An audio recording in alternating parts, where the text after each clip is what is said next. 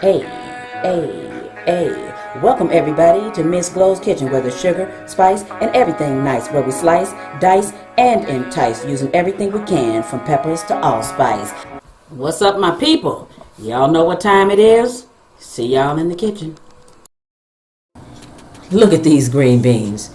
They look good, don't they? Well, what if I tell you they're from out of a can? Ha! Green bean hack, and here's what we need to make them.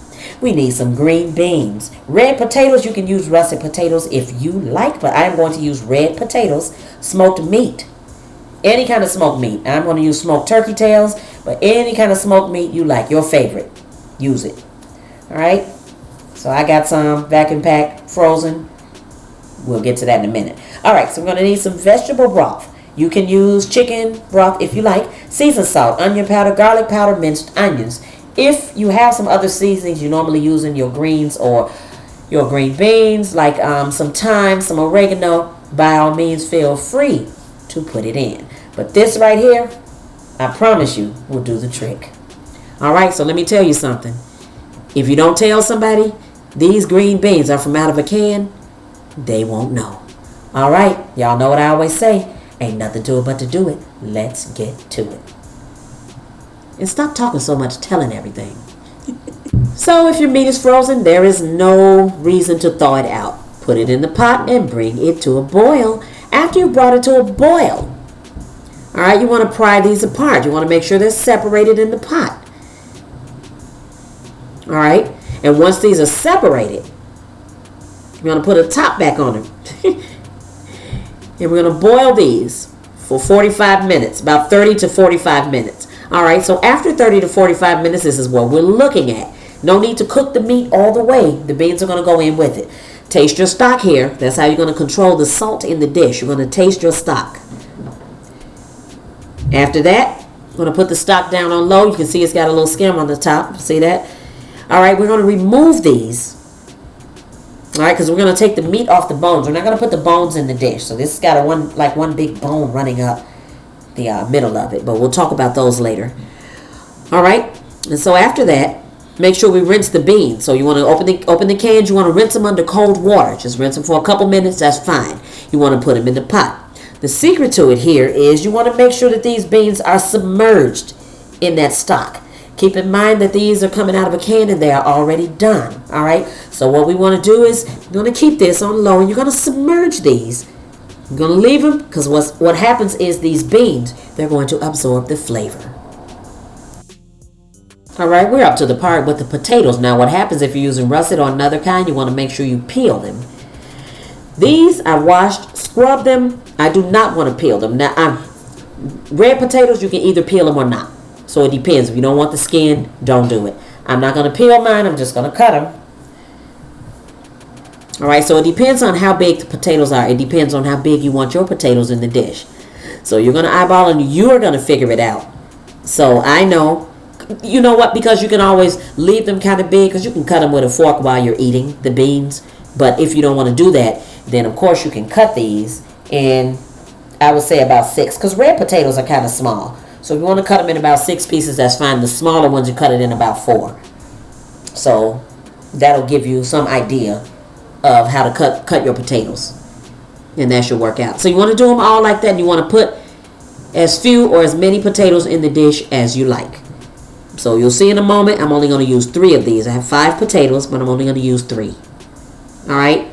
So at this point, after we cut them up, we're going to put them in the pot now. All right, so after you put your potatoes in, here's what we're going to do. Now, you're going to put your heat up on high.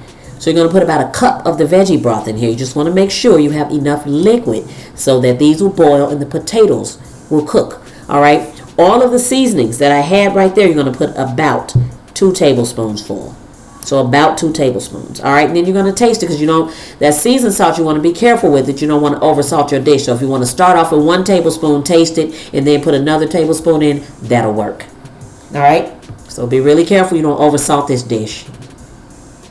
All right, so we're up to the part now where I'm going to show you how to debone these turkey tails. So if you are using another cut of meat, then you're going to have to figure out how to get your meat off there. But if you put your meat in your beans with the bone, that's okay. You know what they always say about bones, or they add a little more flavor, so it's okay if you keep the bones on. I just don't with these turkey tails. They have one big bone up the middle. But the thing about this, the reason why I really do it is they have these little white things, and if anybody knows what they're called, please leave it in the comment section below. So they have these little white things in there, and they're kind of chewy. To be honest with you, I don't even know what the shape, I don't even know what to say the shape is. They're just some little elongated white pieces, and I take them out because they're a little tough, and they're chewy, and it just doesn't make for, you know, enjoyable eating with that. So I like to pull those out and just keep the meat and the skin and some of the fat on it. I'm good with that, and so that's why I really do that. But if you have like let's say like ham hocks or something, then, but those really, that one big bone in the middle of those, so I will usually actually take those. I'll debone those. I'll take that meat off it because that meat is so good. But I will cook it in the dish with the bones, the ham hocks. But after that, I'm telling you, I'm telling you, big good pieces of meat just like this. So if you don't want your meat shredded, then take it off in really big pieces and make sure you stir it in there. And then don't cook this to death. Don't cook it for like 3 to 4 more hours, or else you will have shredded meat. But I like chunks of meat, so it's okay if some of it's shredded, but I like some bigger chunks too. Alright, so that's why I do that. Debone yours too. Yes, look at that. Look at all that meat. Just came right off. Alright, at this point the potatoes are in there. I want you to bring it back to a rolling boil like this. Now at this point, when it's brought back to a rolling boil, I do want you to take one of the potatoes out and taste it, make sure they're done. At this point, we are checking for the seasonings too. So you want to taste this. You want to make sure you don't need any more garlic, any more onion powder, any more salt for that matter. Now you shouldn't, because we use smoked meat, but sometimes we do. So you want to make sure, because you want this to be perfect at the end. Alright, so we're going to stir this around. What happens after we stir this around is we're going to get our meat in here. So remember, at this point everything is done. Alright, so we're going to pour the meat in here. Let it go for a couple more minutes and we'll be done. So look at that. Got nice big pieces of meat too. I love it.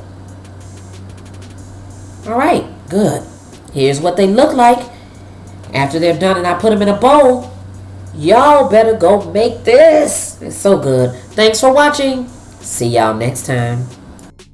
For more great recipes, tips, and ideas, check out some of my other videos.